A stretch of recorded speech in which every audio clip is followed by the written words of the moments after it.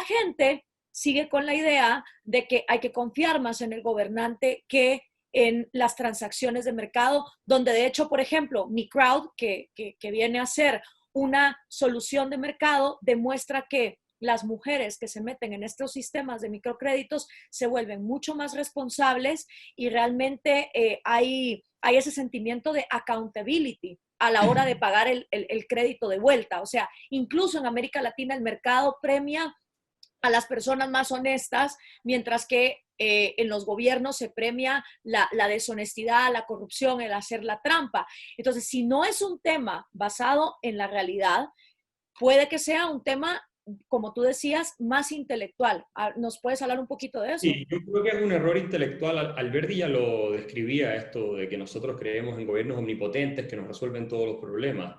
Es parte de nuestra matriz cultural esta idea de que el Estado tiene poderes cuasi divinos y que no son personas de carne y hueso con sus propios intereses, utilizando los recursos y el poder que tienen para beneficiarse ellos mismos, como es en general en todas partes, ¿no? Incluso ocurre en los países nórdicos, no es que ahí no ocurra, pero con mayor razón en nuestros países. Y esta narrativa viene de las élites intelectuales, viene de los medios de comunicación, de los artistas, ya lo hemos hablado mil veces, y se ha convertido en parte del conjunto de creencias que tiene la sociedad. Obviamente la Iglesia Católica la ha reforzado mucho, es cosa de ver al Papa Francisco las cosas que dice, y en consecuencia, para ir cambiando esta mentalidad tenemos que reemplazar esta narrativa en que se ve al Estado como un proveedor de recursos que la gente común y corriente tampoco sabe bien de dónde salen, porque esas reflexiones no se hacen en la discusión pública. Entonces los políticos se perfilan como los grandes benefactores y autoridades morales de la solidaridad, cuando en realidad lo que están haciendo es sacarle a la gente plata del bolsillo, quedarse ellos con una parte y pasarle unas migajas después de la plata que ya le sacaron, o bien endeudar a los países, con lo cual los obligan a tener que pagar la deuda después a los ciudadanos, mientras se presentan ellos como próceres de la moral, pero ellos no ponen ni un peso de su propio bolsillo para hacer toda esta redistribución y todas estas asignaciones de recursos. Sin embargo, está esta idea que es muy racional de que el Estado tiene que proveer de bienestar a las personas, ¿no? Y sobre todo quitarle a los que tienen más y darle a los que tienen menos.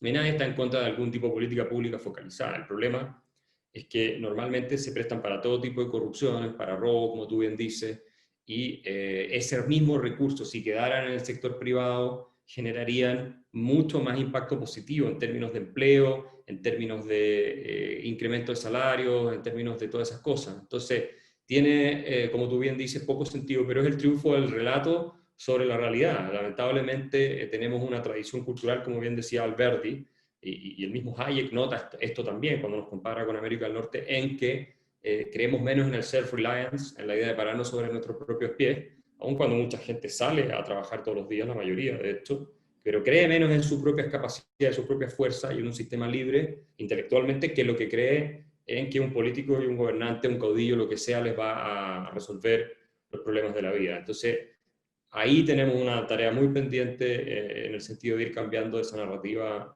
y eso lo vamos a tener que hacer a través de este tipo de conversaciones. Y bueno, iniciativas como lo de Mi Crowd, que de alguna manera le dan oportunidad a muchas personas, pero esas personas también tienen que entender que es su propia fuerza y un sistema que les permite beneficiarse de su propia fuerza y su propia capacidad de salir adelante, lo que hace posible una institución como esta, ¿ya? Y que ellos mejoren su calidad de vida, estas mujeres mejoren su calidad de vida. No es suficiente con que vayan todos los días a trabajar, tomen un crédito y sean exitosas. Hay muchos casos de personas que les va bien y sin embargo creen que el Estado tiene que intervenir, tiene que redistribuir, tiene que hacer todas esas cosas. Sí, eso está pasando, por ejemplo, con votantes venezolanos ahora viviendo y residiendo en Estados Unidos que te dicen, no, no hay nada malo con el socialismo, eso no fue lo que acabó con mi país. Y Sí. hasta el propio New York Times replicando el fracaso de Venezuela sin siquiera mencionar la palabra socialismo. Y es verdad, o sea, que te vaya bien económicamente no quiere decir que entendiste el proceso de la creación de la riqueza y lo que se necesita para la misma. Y hablando de eso, muchas de las instituciones sociales complejas que vemos a nuestro alrededor realmente no fueron ni estuvieron planificadas. Son el resultado de la acción humana, pero no del diseño humano. Por Yes. ejemplo, no se necesitó de ninguna autoridad central o de una planificación consciente para producir el lenguaje o nuestras costumbres y cultura o los mercados de bienes y servicios. Las instituciones de este tipo simplemente crecen y evolucionan a partir de las innumerables interacciones que hay entre diferentes personas mientras que sean libres. Ahora, si a lo largo de los siglos resultan útiles y beneficiosas y persisten, o si no, se cambian y se abandonan cuando se vuelven obsoletas, como por ejemplo la institución de la esclavitud o el pensamiento de que la mujer no podía ser parte de el aparato productivo económico de la sociedad. Hayek hablaba mucho de esto, ¿no? O sea, esa evolución de lo que sí funciona y lo que no. Es evidente entonces que lo que sirve no se planifica, simplemente surge y se va dando y evoluciona. Se actúa. Entonces, ¿cómo abandonar la obsesión latinoamericana con la planificación de la economía? Sí, lo que tú dices es un proceso difícil de comprender incluso para la mayoría de los intelectuales, entre ellos muchos economistas, que ven en el Estado, de nuevo, una especie de entidad que por alguna razón tiene conocimientos superiores y capacidades que sobrepasan la de los particulares.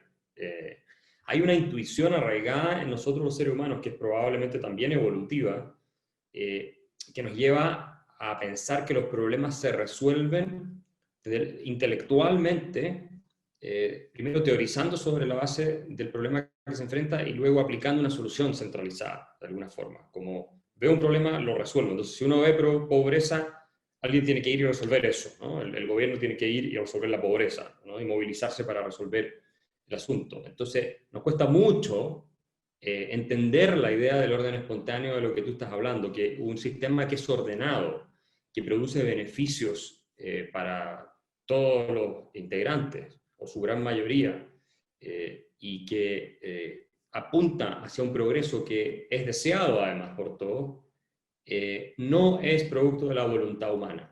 O sea, la gente dice, bueno, si inventamos el capitalismo podemos inventar algo mejor. Es que no inventamos el capitalismo, no hubo una invención del capitalismo. Fueron instituciones que, como tú bien dices, se fueron desarrollando evolutivamente en una prueba de ensayo y error muy compleja que tomó mucho tiempo, en que las personas se fueron dando cuenta que de pronto era importante tener propiedad privada, porque de lo contrario la gente no tenía incentivos para trabajar, entonces cada uno fue protegiendo más lo que era de cada uno, y hubo normas sociales que fueron desarrollándose para considerar negativo que alguien le quitara al otro lo que éste tenía o se había ganado con su esfuerzo, y entonces así se fueron desarrollando estos instintos morales de injusticia respecto de cómo administrar la propiedad o lidiar con la propiedad propia y ajena. Esto lo explica David Hume a propósito de la ilustración escocesa, que es la que desarrolla toda esta teoría de la evolución de las instituciones. Y así sucesivamente. Lo mismo ocurre con el dinero, con la propiedad privada, con el lenguaje, como tú bien dijiste, con muchas otras cosas. Son el resultado de una evolución en que se va probando, ensayo y error, son acciones humanas, pero no es un gran diseño de algún intelecto que lo impuso sobre la sociedad a propósito para conseguir un determinado objetivo. Y eso nos cuesta mucho entenderlo, así como que el mercado no es un juego de suma cero también. Es contraintuitivo hacerle ver a la gente que cada vez que entra en una relación de intercambio las dos partes se benefician, y en ese sentido estricto las dos partes están lucrando, ¿no?